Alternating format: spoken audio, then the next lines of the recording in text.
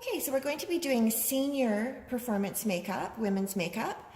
So I like to have a little bit of base and an applicator sponge. And then white eyeliner, liquid is usually great. Black eyeliner, liquid is usually great. Using a brown eyeliner because Sadie Rayburn, who has beautifully labeled all of her supplies with her name, is a pretty fair person. So she's got fair hair, blonde hair, so we're going to use brown for her details. And this is going to be senior makeup, which requires false eyelashes. We have a pair of false eyelashes and some glue to apply those. And we also have some brown eyeshadow. It's also nice to have a pale eyeshadow, either white or pale flesh color, tan color is great. A nice bright blush, bright watermelon blush, and an applicator brush. And this is our Annabelle Cherry lip liner, which we do ask that all of our senior women dancers have this particular specific lip liner as their lip color so that we're all looking uniform on stage. It's always great to have these Q-tip type applicators with the cotton tips. And the only thing that's not shown here that is useful to have is translucent powder to set the makeup, and that we will be showing in the demo. So I'm going to start by just applying a couple of little dots of concealer or base or cover up and blending with the sponge. And some people like to put this all over the face, which is fine. It actually, if you're doing a show where you plan to be sweating a lot, it's actually helpful to have a lot of makeup on, believe it or not. It actually helps, makeup helps set makeup. So having a base all over and then applying powder and then applying your colored products allows things to stay a bit better. But if you don't need to use a whole complete base, then you can just kind of lightly apply concealer where you need it and blend. So white eyeliner really helps the eye to have definition from a distance. So I'm going to ask Sadie to look up first. I'm going to go very close to her lash line, applying the white eyeliner.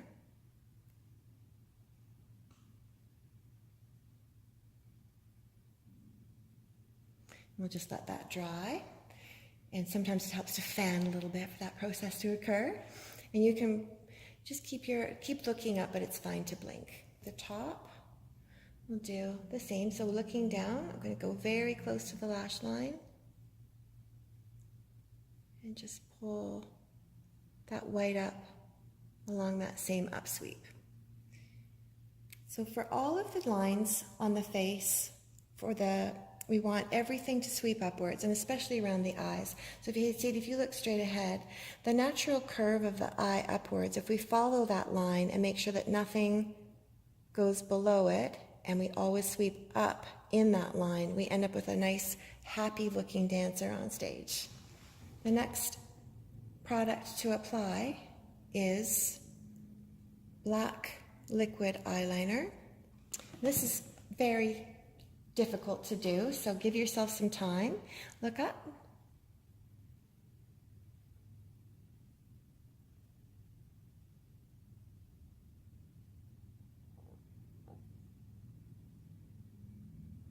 And we try to trace that white line as closely as possible with the dark line.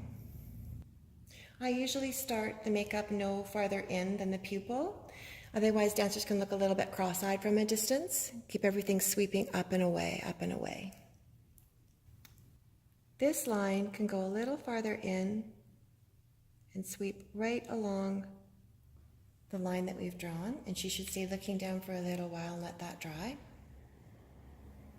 Always good to do the eyes first and work your way down the face. I'm just going to use this applicator to pick up some of the brown eyeshadow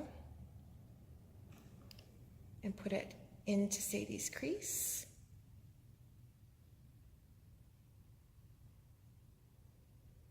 and always following that same upsweep.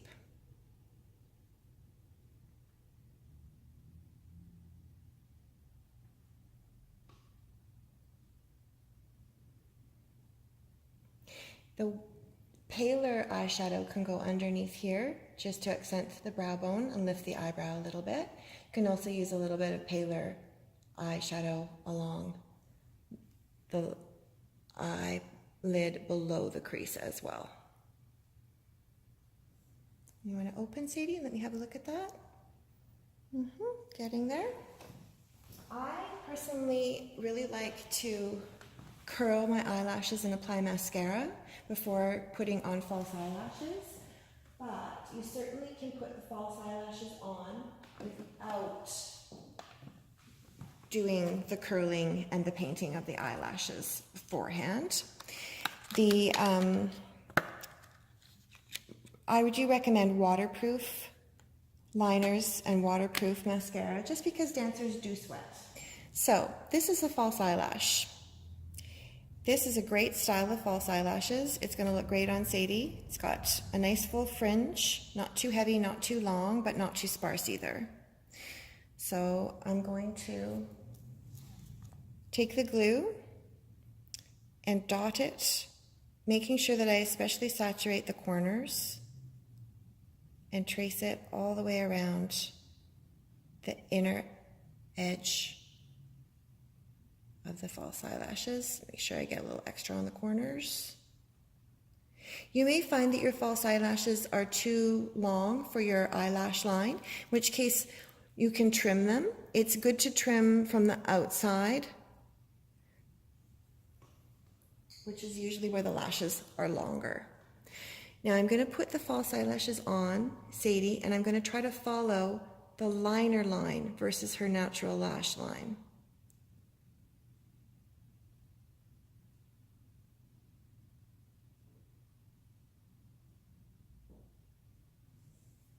And you can open. And you can see how if the eyelashes were curled, they would more lie underneath the false eyelashes, whereas right now they're kind of sticking out underneath them a little bit. Yeah, but still going to look great from a distance. The next product to apply would be translucent powder, and this we want to put pretty much all over the face.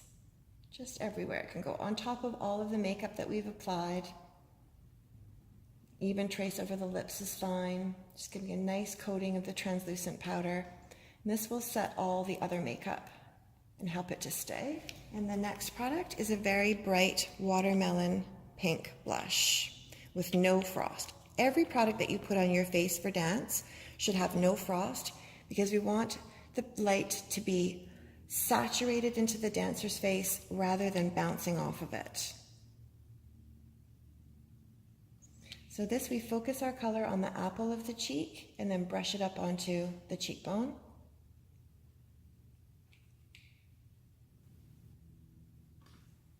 And then last thing that we apply is Annabelle Cherry Lip Liner. And you want to make sure that your lips are pretty good shape for this because it is just a lip liner to give the color. So the night before you apply stage makeup, if you feel like your lips are chapped, you can brush them with a toothbrush and cover them with a really good lip balm, or even petroleum jelly like Vaseline works really well to seal in moisture and prepare the lip for applying lip liner. There are a couple of reasons for just using lip liner versus lipstick when performing, and one of them is that for quick changes, it's really easy to get lipstick all over something that you don't want lipstick on, whereas lip liner is more of a matte product that's going to just stay put. Sometimes with senior makeup, we do a pink lip, but often we use this Annabelle Cherry to give a red lip. And that is our senior girls makeup.